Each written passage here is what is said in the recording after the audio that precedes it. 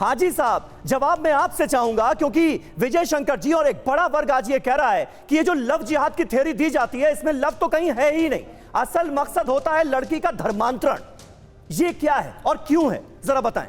देखिए, जो हमारे देश के कानून मंत्री है वो सच बोल रहे हैं या हमारे विजय शंकर तिवारी जी सच बोल रहे हैं, या कौन सच बोल रहा है, ये आपको तय करना पड़ेगा और जनता तय करेगी। जय किशन रेड्डी जो गृह राज्य मंत्री है, उन्होंने बाकायदा लोकसभा में कहा कि लव जिहाद जैसा कोई मामला नहीं है। फिर एक महाराष्ट्र में महाराष्ट्र सरकार ने एक कमेटी गठित करी और उससे कहा गया कि भाई आप पता करो महाराष्ट्र में कितने केसेज हैं लव जिहाद के।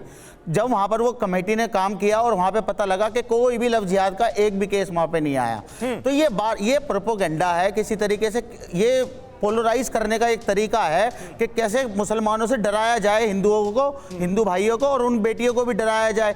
अब ये बताइए, जब कोई लड़की, तो आप समस्या को ही सिरे से नकार रहे हैं। बिल्कुल, ये है ही नहीं समस्या, इसके पीछे है ही नहीं, आप ये कह रहे हैं। सुन तो लीजिए एक मिनट। अभी बागेश्वर बाबा ने जो अपने यहाँ पर बुला के मुसलमानों को धर्म परिवर्तन कराया, उन्होंने हिंदू धर्म में, उसे तो ये घर वापसी कहते हैं। अगर कोई धर्मांतरण कोई और दूसरा करा रहा है तो उसे ये कह देते हैं लव जिहाद बता देते हैं। तो ये देखना पड़ेगा, लोग जागरूक हो रहे हैं और लोग जागरूक, लेकिन धोखे से नाम बदलकर, नाम कुछ और है बताया कुछ और जा रहा है, धर्म कुछ अलग है बताया कुछ और जा रहा है, और इसके पीछे मंशा इस बात की कि लड़की शादी कर ले और उसके बाद ताकि उसका धर्म परिवर्तन कराया जा सके, उसे इस्लाम मिलाया जा सके। ये समस्या नहीं है समीर जी। 21वीं सदी, आप 21वीं सदी में बैठे हैं, यहाँ पे ट्रू कॉलर भी है, फेसबुक भी है, व्हाट्सएप भी है, सारी वो सोशल मीडिया पे कोई भी किसी के साथ फ्रॉड नहीं कर सकता। ये सब तो है, ये सब तो है, लेकिन हमारे साथ पीड़ित भी हैं। अपनी एजेंसी नहीं छुपा सकता। हाजी साहब, ये सब कुछ है जिसका आपने जिक्र किया, लेकिन हमारे साथ पीड़ित भी हैं। कुछ पीड़ित जिनकी दास्तान हमने अभी अपने दर्शकों के सामने रखी,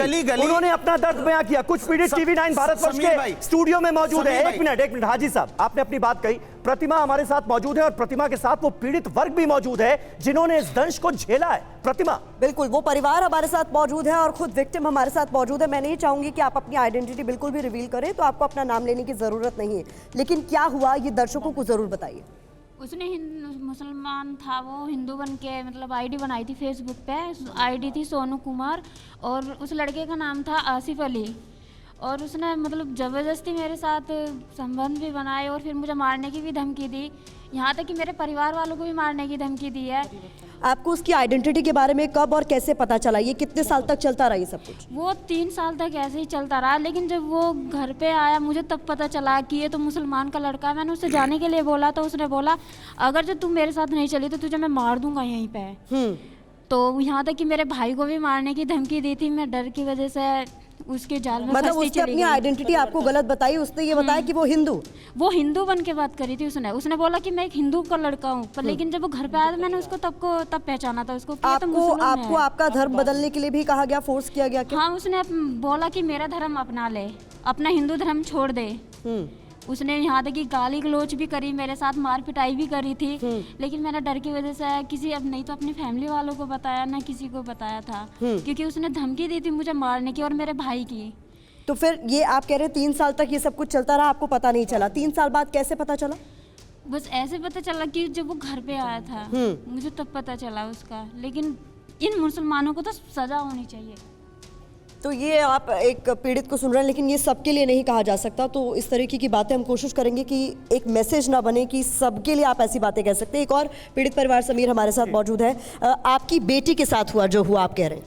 हमारी बेटी के साथ भी मुसलमान का लड़का था, पता नहीं कब मैं बातें करता था, टीनू नाम बताता और था मुसलमान का, हिंदू बन के मिलता था। ये कब की बात है, किस साल की बात है? इसी साल की बात है, 1 महीना हो चुका। कैसे पता चला और किस तरीके से मुलाकात हुई इन दोनों की? क्या बात हुई? बेटी ने क्या बताया? ये पता ही नहीं चला, बेटी ने नहीं बताया। ये तो जब चले गए तो जब पता चली दोनों, हम घर से चले गए? घर से चले गए, हम तो काम करने चले गए थे खेत पे, और पता नहीं कब से निकल गया, कब से ले गया उसे। लड़की पहले ले गया वहाँ कर्नाटक के दौरे, क्या पड़ता है वो, हैदराबाद से फिर कर्नाटक ले गया। बड़ी मुश्किल से लड़की को निकलवाया वहाँ से। अब लड़की आपके पास है? अब हमारे पास है हमारी लड़की। उस दौरान क्या कुछ कहा गया उससे?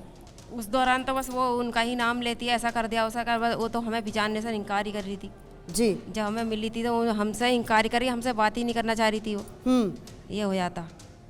तो समीर, आप उन परिवारों को सुन रहे थे जिनकी आप बीती जो है वो खुद बता रहे हैं कि किस तरीके से आइडेंटिटी बदलकर कुल मिलाकर उनसे दोस्ती की गई और फिर धर्म बदलने का भी उन पर प्रेशर बनाया गया। बिल्कुल बिल्कुल, सीधे तौर पर जो पीड़ितों की बात है वो भी हम अपने दर्शकों तक पहुंचा रहे हैं और इसे नजरअंदाज नहीं किया जा सकता। मानवी तनेजा हमारे साथ यहां पर मौजूद हैं। मानवी जी, आपने ये बातें सुनी, प्लस देश के अलग अलग इलाकों से जो केसेस सामने आए हैं वो भी हमने अपने दर्शकों के सामने रखे। एक तरह का क्या खास पैटर्न नजर आता है आपको भी?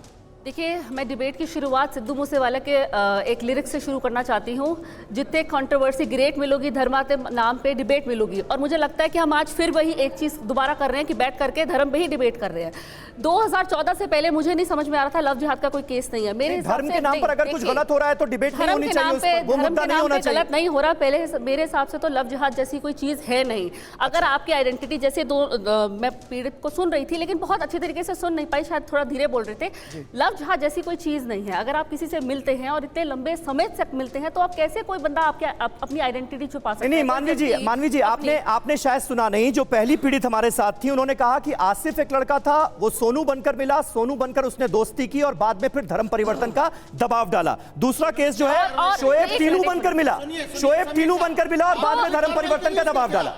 जब कानून है उसके खिलाफ आपने 420 की कार्रवाई करते हैं, उन्होंने नाम बदल के किया, मगर वो नहीं करेंगे आप। मगर टीवी पर आकर बदनाम करने के लिए मुसलमानों को यहाँ पर आकर अपनी बात रखेंगे, मैं ये बन जाएंगे कि लोगों के। नहीं, मैं ये बोलना चाहती हूँ कि ये अपनी समस्या बता रहे हैं भाई। एक मिनट, रंगरेज साहब वो अपनी समस्या बता रहे हैं, आप उन्हीं पर सवाल उठा रहे हैं। हापुड़ की घटना है, बजरंग दल के लोगों ने जाके कहा कि उस लड़की को बोल दिया कि आप बोल दो लव जिहाद का मैटर है। फिर उस लड़की ने बाद में बता दिया पुलिस को कि जी मुझे तो इन्होंने कहा था इसलिए मैंने कह दिया। तो ये सारा प्रोपेगेंडा है, किसी तरीके से मुसलमान और हिंदू भाइयों के बीच में खाई डालने का काम किया जा रहा, जो कि नहीं होना चाहिए भाई। मोहब्बत प्यार से सब रहना चाहते हैं। ठीक है, कई देर से उसको जल्दी से पूरा कीजिए, फिर मैं सुबह जी के पास मिल रही थी तो आइडेंटिटी कैसे छुप सकती है? और एक ने तो बोला कि शादी भी हो गई थी, तो शादी तो होती नहीं, निकाह होता है। तो आपने शादी कर ली, आपको पता ही नहीं है। यही पे मैंने आपको सारा का सारा चिट्ठा साफ कर दिया। निकाह होता है ना, मुसलमानों में शादी तो नहीं होती। अगर आपको धर्म परिवर्तन के लिए फोर्स किया तो आपने शादी कर ली और धर्म परिवर्तन नहीं हुआ, आपका नाम नहीं बदला गया, तो अब कैसे ये फॉल्स एलिगेशन? अगर सब कुछ सही तरीके से होता तो फिर धोखा क्यों कहा जाता?